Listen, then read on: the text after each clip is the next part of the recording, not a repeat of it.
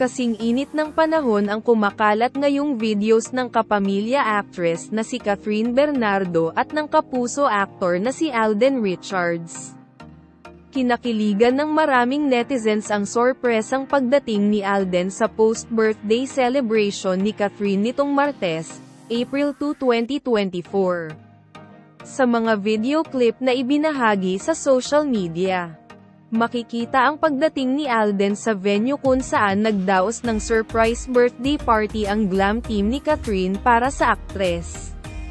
Dala-dala ni Alden ang isang malaking bouquet ng Ecuadorian roses at red along nakalagay sa paper bag. Kita naman sa mukha ni Catherine ang pagkagulat nang makita ang kapuso actor. At kaagad niya itong nilapitan. Sa isa pang kuhang video, makikita sina Alden at Catherine na nagse-selfie.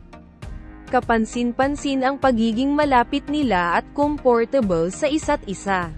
Sa X, dating Twitter, mabilis na nag-trending ang Cathden, tawag sa tambalang na nabuo nina Catherine at Alden.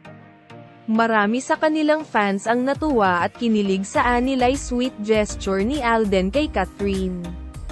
May iba pang siniship ang dalawa lalo na't pareho silang single ngayon matapos mahiwalay ni Catherine sa long-time boyfriend nitong si Daniel Padilla. Tweet ng isang netizen, published as is.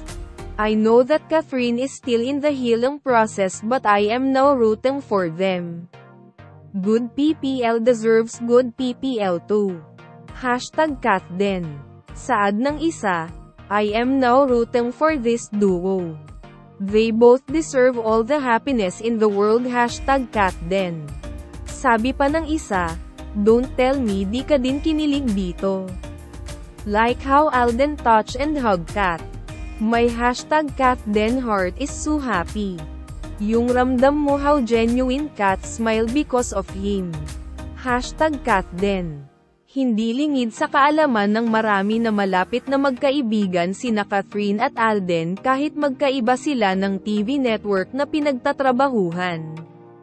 Nagsimula ang kanilang pagkakaibigan nang magkatambal sila sa isa sa highest-grossing Filipino films, ang Hello, Love, Goodbye noong 2019.